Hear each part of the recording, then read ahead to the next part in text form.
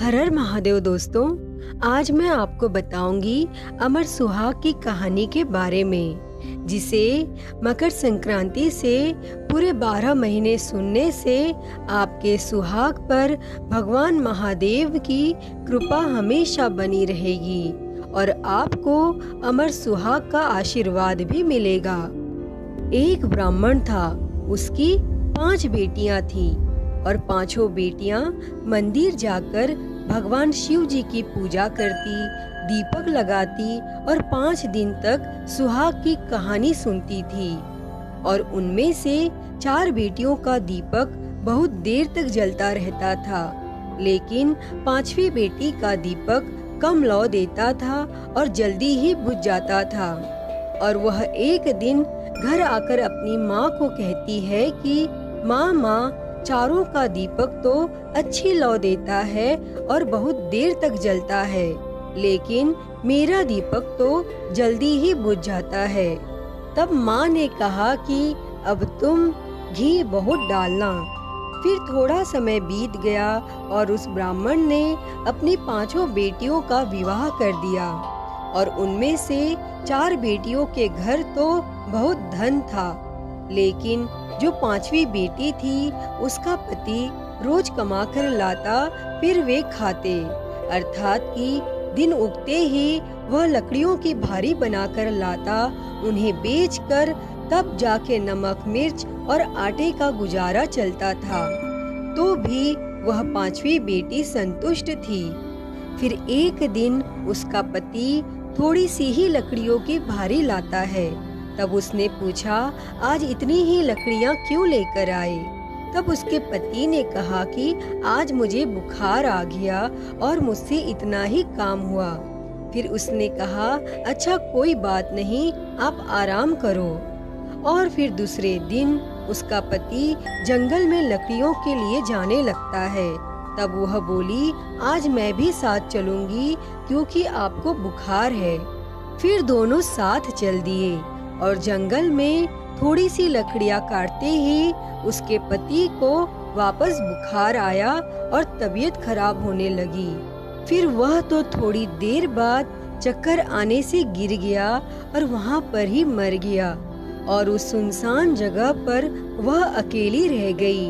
अब वह सोचने लगी कि मैं इन्हें उठाकर घर कैसे ले जाऊं, और अगर अकेले इन्हें यहीं छोड़ दूंगी तो शेर, चीता और जंगली जानवर आ जाएंगे। तो फिर वह अपनी गोद में अपने पति के सिर को रखकर जोर जोर से रोने लगी और कहने लगी कि मैंने ऐसा क्या पाप किया है जिससे कि मेरा पति मर गया है। और तब उधर से भ्रमण करते हुए भगवान शिव और माता पार्वती यह सब देख रहे थे और भगवान शिव जी ने माता पार्वती से कहा कि देखो पार्वती, इसके साथ में कैसा हुआ है, हम इसकी सहायता करते हैं। फिर भगवान शिव और माता पार्वती नीचे उतरकर उसके पास आए और कहा कि बेटी, तुम घोर जंगल में अकेले क्या कर रही हो और यह क्या हो गया है? तब उस बेटी ने कहा कि यह मेरा पति है, मेरे पति की तबीयत खराब होने से इनकी यहाँ पर ही मृत्यु हो गई। तब भगवान शिव जी ने कहा कि अपने पति का शव लेकर घर चली जा, यहाँ पर क्यों बैठी हो? फिर उसने कहा कि मैं तो घर नहीं जाऊंगी, मैं तो यहाँ पर ही बैठी रहूंगी। और यह सुनकर भगवान को उस पर दया आ गई और उन्होंने कहा कि तुम तो वही हो ना जिसका दीपक जल्दी से बुझ जाता था। तब उसने कहा कि हाँ, मैं वही हूँ। फिर शिव जी ने कहा कि तुमने तो दीपक बहुत लगाया, लेकिन कभी सुहाग की कहानी ध्यान से नहीं सुनी। तब वह भगवान के पैरों में गिरकर माफी मांगने लगी और कहने लगी कि अब मैं सुहाग की कहानी ध्यान से सुना करूंगी, कृपा करके आप मेरे पति को जीवित कर दीजिए। और तब भगवान शिव जी कुछ अमृत के छींटे उसके पति के ऊपर देकर वहां से अंतर ध्यान हो गए और अमृत के छींटे पड़ते ही उसका पति उठकर बैठ गया और कहा कि मुझे बहुत गहरी नींद आ गई थी। और तब वह बोली, आपको गहरी नींद नहीं आई, बल्कि आपका दूसरा जन्म हुआ है। अब हम घर चलते हैं और मैं घर जाकर सुहाग का उद्यापन करूंगी। और फिर उसने सुहाग के उद्यापन में 5 कटोरे स्टील के, 5 चूड़ियों के सेट, बिंदी, काजल, ब्लाउज के पीस और श्रद्धा अनुसार सुहाग का सामान और पांचों में अलग अलग 5 रुपए डालकर ब्राह्मण को दिए। और 1 कटोरा और सभी सुहाग सामग्री व 5 रुपए सहित एक स्टील के दीपक में घी की बाती लगाकर महादेव के मंदिर में चढ़ाया। और दूसरे बचे हुए 4 कटोरे और सुहाग की सामग्री अपनी बहन बेटी को दिया।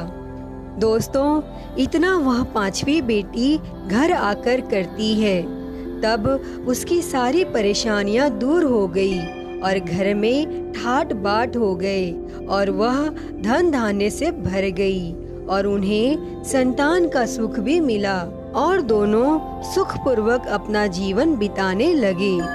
हे महादेवनाथ, जैसा आपने बेटी को दिया वैसा हर सुहागन को देना, उसका सुहाग अमर रखना। बोलो महादेवनाथ की जय। तो दोस्तों, कैसी लगी आपको अमर सुहाग की कहानी? कमेंट सेक्शन में ज़रूर बताइए। अगर वीडियो पसंद आई हो तो प्लीज़ इसे लाइक करें, शेयर करें और मेरे चैनल को सब्सक्राइब कर नोटिफिकेशन बेल को ऑन कर लें। हर हर महादेव। धन्यवाद।